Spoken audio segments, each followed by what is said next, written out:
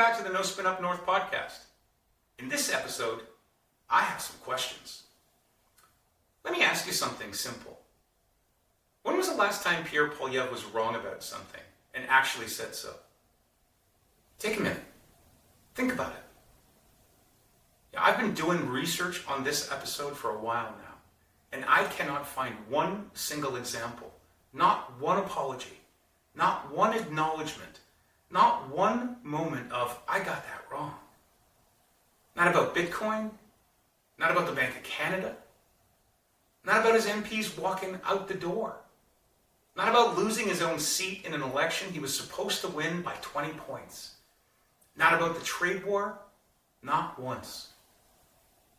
Today, I'm going to lay out the complete record, and I'm going to end with a theory built entirely from the evidence about why a smart, calculating, lifelong politician keeps running a play that obviously isn't working. You can decide what to call it when we get there. I'm going to tell you what I call it. I call it bad faith. This week, Prime Minister Carney announced a 24-person advisory committee on Canada-US economic relations. Former Conservative leader Erin O'Toole, former Conservative Cabinet Minister Lisa Raitt, former Liberal Minister Ralph Goodale, former Quebec Premier Jean Charest, the heads of Bank of Montreal, CN Rail, TC Energy, Nutrien, Unifor, and the Canadian Chamber of Commerce, among others. Cross-party, cross-sector, Conservatives, Liberals, union leaders, major CEOs, everyone pulling in the same direction. Because Canada is in the middle of the biggest economic fight we've had since the Second World War. That's Team Canada. That's what it looks like when you take that responsibility seriously. Now let's talk about the other team. In March of 2022, Pierre Poilievre walks into a shawarma shop in London, Ontario. He buys his lunch with Bitcoin and tells Canadians the Canadian dollar is inferior, ruined, and increasingly worthless. He says Bitcoin will let Canadians opt out of inflation. He promises to make Canada the blockchain capital of the world. He tells people he watches crypto YouTube videos with his wife late at night to get his education on the subject. Here's what happened next. Anyone who followed that advice experienced a 241.8% inflation measured in Bitcoin. Over the following year, the Canadian dollar he mocked delivered 4.4% inflation. Bitcoin crashed. Poilievre quietly sold his own holdings. He has never apologized. He has never acknowledged a single Canadian who may have followed that advice and lost money. He just stopped talking about it, and then he moved on. Now you know who else rails against the central bank and loves crypto? Trump. And I don't mean that loosely. Trump spent years attacking the Federal Reserve, threatening to fire its chair, and ultimately having the Justice Department subpoena him in what Powell himself called a pretext to control monetary policy. Trump also promised to make America the crypto capital of the world. The exact same phrase Poilievre used about Canada, word for word. Same script, different country, same playbook. Canada is fighting for its economic life right now. $3.6 billion in daily Canada-US trade. Tariffs not seen since the Great Depression. A July 1st CUSMA review deadline. Real jobs, real people, real stakes. So what has Pierre Poilievre contributed to this fight? He recently claimed that he had a plan, and Carney doesn't. What plan? He called Carney's results losing, losing, losing. He demanded a baseline of zero tariffs from the most protectionist U.S. administration in a century, with no plan for what Canada does if that demand isn't met. He compared Carney unfavorably to Sir Isaac Brock, a man who died in the War of 1812. Not one constructive proposal, not one alternative strategy, Not one moment of, this is genuinely hard. Here is what I would do differently. Meanwhile, his own people were actively making things worse. His MP, Jamal Javani, flew to Washington solo, went on Breitbart, an American right-wing outlet, and told the world that Canadians who object to Trump's tariffs are throwing an anti-American hissy fit. He called Canadians who push back on the economic attacks frothing, elbow-waving anti-American activists. And Danielle Smith, Poilievre's closest ally, went on the same Breitbart and personally asked the Trump administration officials to pause the tariff attacks on Canada during the federal election because the tariffs were, quote, benefiting the Liberals. She also told them Poilievre would be very much in sync with Trump's direction if elected. A Canadian premier asking a foreign government to time its economic attacks around our election to help her preferred candidate win? Poilievre's response to both of them? Well, they speak for themselves. That's not leadership. That's not a plan. That's political cover. Was this the plan he was talking about? Now, here is something from this week that I want to make sure you caught, because I don't think it got the attention it deserves. Pierre Poilievre publicly suggested that Canada should offer up its rare earth minerals and its energy resources to the United States in exchange for getting the Americans back to the negotiating table. I want you to think about that and what that actually means and what that tells you about how this man understands negotiation. In any negotiation, whether you're buying a house, closing a business deal, or navigating a trade dispute between two countries, your leverage comes from what the other side needs from you. The moment you volunteer your assets publicly, before you even sit down, you've told the other side exactly how desperate you are. You've handed them the blueprint for how little they need to offer to get what they want. Carney has spent the last year doing the exact opposite. He's been building our alternative trade relationships. Mercosur, the Southern American bloc, the Indian framework, the Trans-Pacific Partnership, the EU Digital Partnership, the deal he made with China. Those deals don't just diversify Canadian trade, they create options. And options are leverage. And when the Americans know Canada has somewhere else to go, it changes the conversation at the table. Poilievre wants to walk in the room and say, here are our rare earths, our minerals, here's our energy, please negotiate with us. That is not a strategy. That is a capitulation, dressed up as one. And then, this morning it got worse for him. Because CBC Radio Canada broke a story that proved, well, in real time, exactly what I just described. Now get this. The Trump administration has told Ottawa there is an entry fee required before the United States will even come to the table to begin formal trade negotiations. Pay something up front. Show good faith. We will consider having a conversation about what you might receive in return. The U.S. Commerce Secretary, Howard Lutnick, who just a few days ago told us we suck, compared it to a Costco membership. His words? You have to pay before you can shop. Now, a Costco membership means you pay a fee, and then you access the store on equal terms. The price doesn't change after you've paid. The membership doesn't expire the moment the store wants more money. What Washington is describing is not a Costco membership. It's a protection racket. It's the Godfather. Pay first, get nothing guaranteed, watch them pocket it, call it a baseline, and ask for more.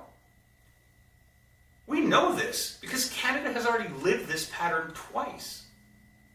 Former Canadian ambassador to the United States, Louise Blas, laid it out clearly on CBC this morning.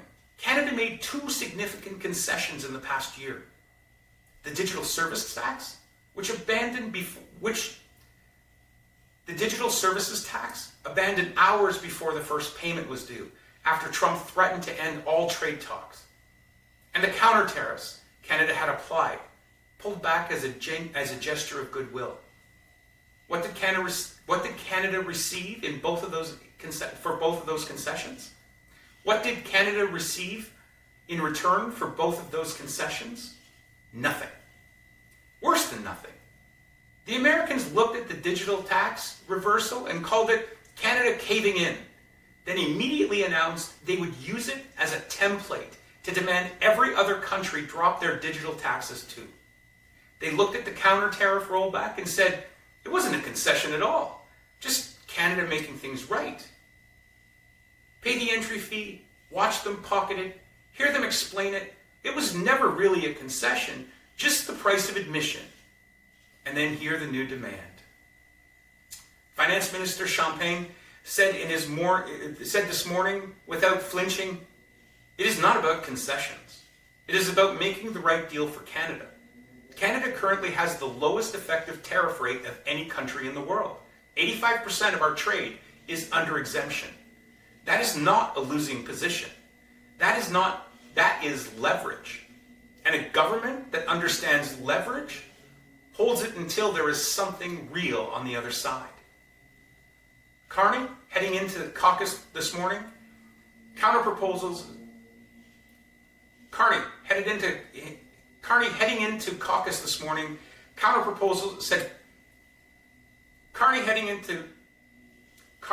into caucus this morning, said this: counter proposals are in place.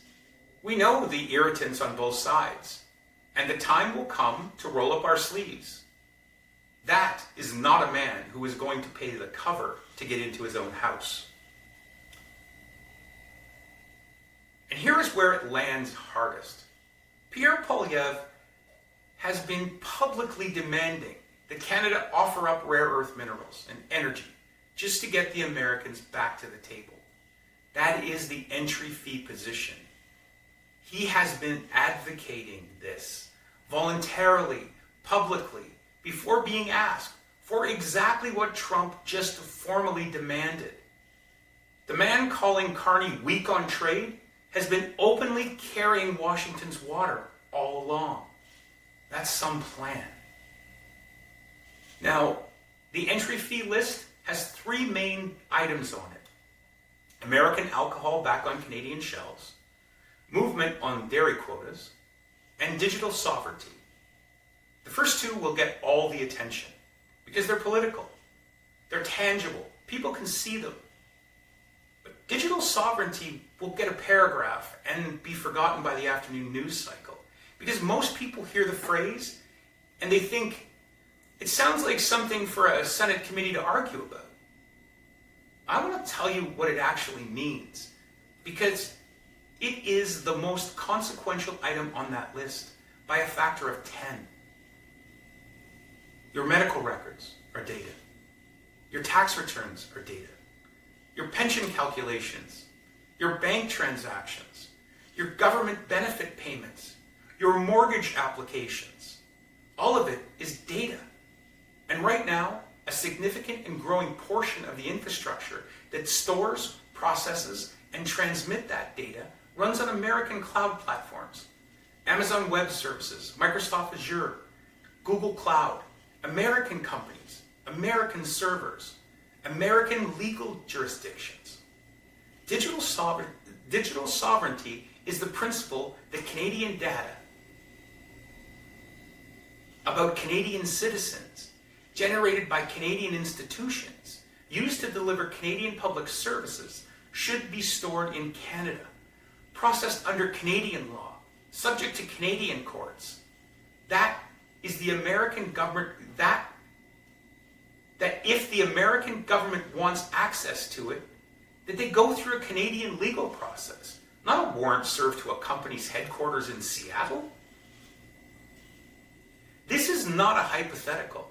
The U.S. Cloud Act, passed in 2018, requires American technology companies to provide data to the US government on request, regardless of where in the world that data is physically stored.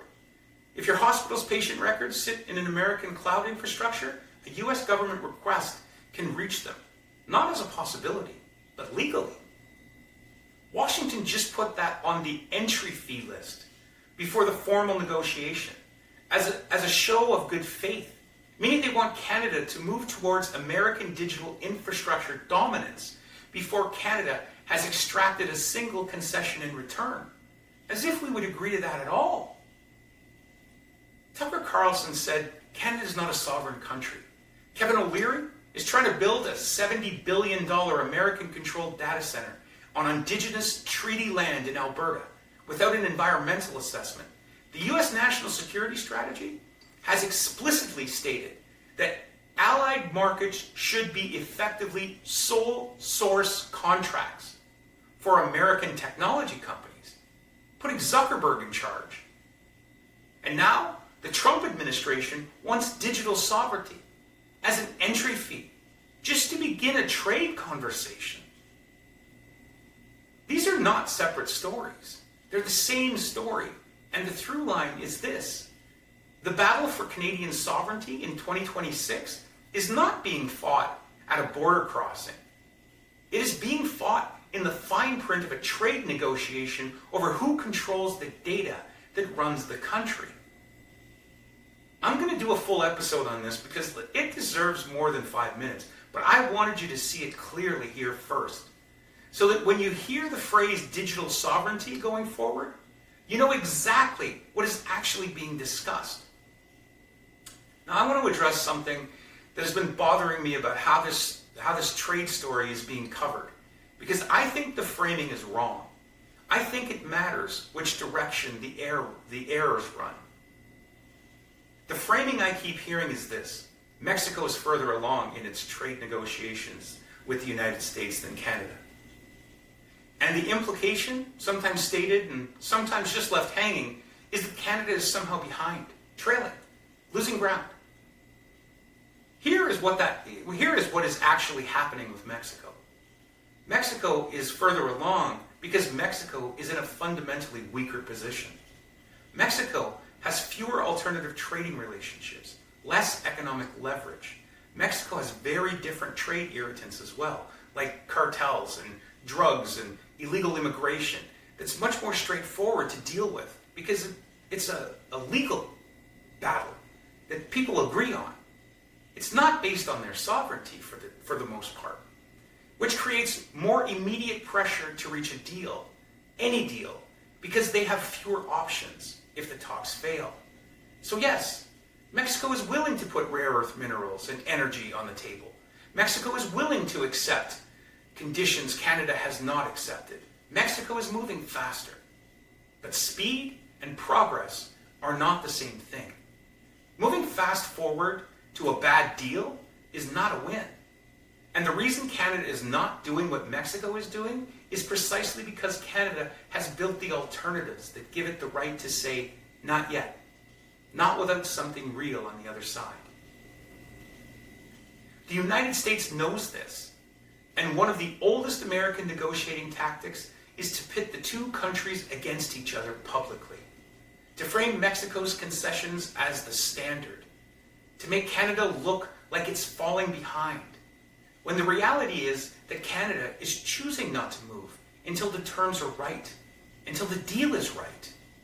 Emily Nicola from La Devoir said something sharp on a CPC panel this week. She pointed out that Poilievre saying the Prime Minister hasn't held negotiations in 5 months is the kind of framing you would expect from a Trump White House official on Fox News. Because the reality, which she also stated clearly, is that the reason there has not been any formal negotiations for a period is that Trump took his ball and went home because he didn't like a Doug Ford ad that accurately quoted Ronald Reagan on tariffs. That is not a Carney failing. That is a Trump being Trump, and Poilievre framed it as Canadian failure. Which team is he on? Same move as Giovanni, same move as Danielle Smith. Take the American framing, repeat it in Canada, make us look like we're the problem. That is not opposition. That is interference. When Poilievre is asked about his MPs crossing the floor, and 4 former Conservatives have now joined the Liberals, he has one answer, always the same. My mandate comes from the 8.2 million votes in the last election, 87% support at my leadership review. Let's look at what those numbers actually represent. He lost a 20-point polling lead. He lost the election. He lost his own seat. He's the first opposition leader to lose his own riding in a modern federal election in history. He had to relocate to one of the safest Conservative ridings in Canada after making a dirty backroom deal just to get back in the building. His caucus is, according to Conservative sources, demoralized. His MPs are leaving. His favorability nationally is currently sitting, and depending on the poll, between minus 25 and minus 40. That's favorable, unfavorable. Minus 25, minus 40.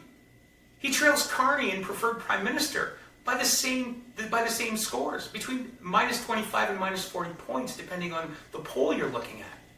And the 87%, that came from the most loyal members of his party in a room in Calgary, in January, behind a $999 ticket to attend, held the same weekend as Ontario PC convention, which kept Ford's Ontario delegates occupied elsewhere.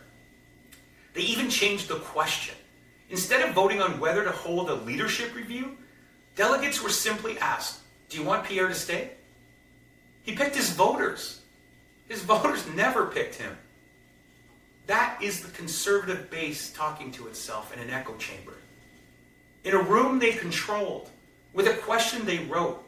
It tells you nothing about why trained, experienced MPs are choosing to leave rather than serve under this leader. Never wrong, never accountable. 8.2 million votes, 87%. So you have to ask yourself, and I ask myself, why does this guy keep doing the things he's doing? I want to offer you a theory. Not speculation, a theory. Built from everything we just walked through. And I want you to tell me if it holds. Pierre Poilievre's polling gap against Mark Carney is not closing. It's widening. Best Prime Minister numbers have him at between, like I said, 25 to 40%. His net favorability nationally is negative 25 to 40%. In his own home province of Alberta, it's where he was born and raised, Carney's net favorability is positive 45. Poilievre's negative 25. A 70-point gap in his own backyard.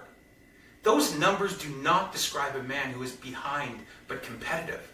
They describe a man who has lost the argument with the Canadian mainstream and is not getting it back. A leader who genuinely believed he could still win in the next election could be doing the opposite of what he's doing right now. He would be broadening his coalition, reaching forward to the center, softening the edges, showing Canadians something different from what they already rejected. He is doing none of that. He is doubling down on the base, picking fights he cannot win on substance, producing content optimized for outrage, staying loud on the platforms where the algorithms reward anger. And here is the question I keep coming back to. What if that's not a mistake? What if that is the strategy? Not the strategy to become prime minister, but the strategy for what comes after. Look at what the right-wing media ecosystem in North America has proven over the last decade. Tucker Carlson left Fox News and built a media operation generating tens of millions of dollars a year. Megyn Kelly did the same.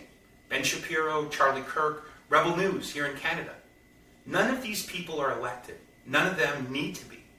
They identified an audience, they kept it angry, they kept it activated, and they turned its attention into revenue. Pierre Poilievre has spent years building exactly that kind of audience. The people who are terminally online all day, who share every clip, who donate, who show up to rallies not to be persuaded, but to be confirmed. That audience, separated from the Conservative Party and transferred to a media platform, is worth an enormous amount of money. Already half built, already activated, already proven. He doesn't have to create it from scratch. He just has to not lose it. And the way you keep that audience is not by winning. It's by performing. Every attack he throws that he can't win on substance but wins on volume, that's content. Every losing in Parliament, that's a clip. Every fight with a journalist, every dismissal of a legitimate question, that is the real building. That's what he takes to the network when the time comes. Pierre Poilievre is not running a political party anymore. He is running a pre-launch media company.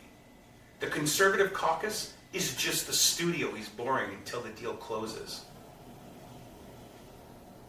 And the people paying the price are the Conservative MPs who actually want to govern. The ones who ran for office because they had ideas about public policy and wanted to implement them. The ones who have to go home to their ridings and explain to their constituents why their leader, called a Harvard, Oxford economist with 2 central banking governorships, badly educated. The ones who are quietly asking Chris d'Entremont, what is it like on the other side? Forrest Gump said, stupid is as stupid does. But I don't think Poilievre is stupid. I think he may know exactly what he's doing. And that is a much more unsettling conclusion. Because stupid makes mistakes. Bad faith makes choices.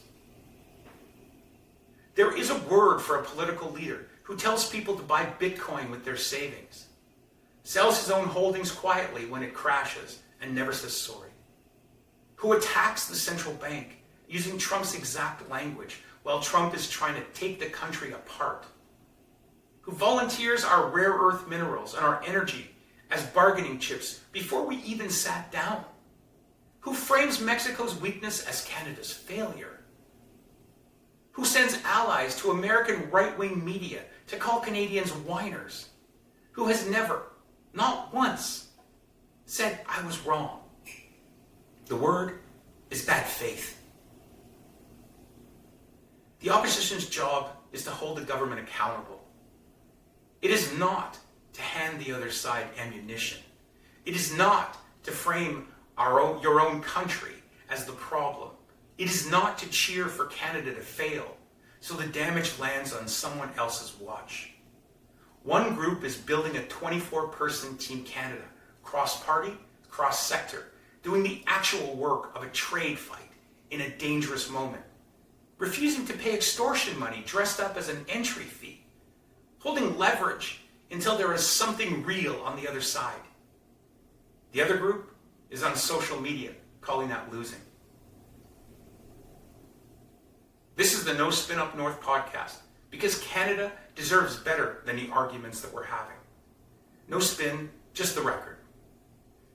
If this landed with you, share it. I would welcome your comments. And if you're enjoying this content, please hit that like and subscribe button. It makes a huge difference, and I appreciate you. Until next time, stay Canadian.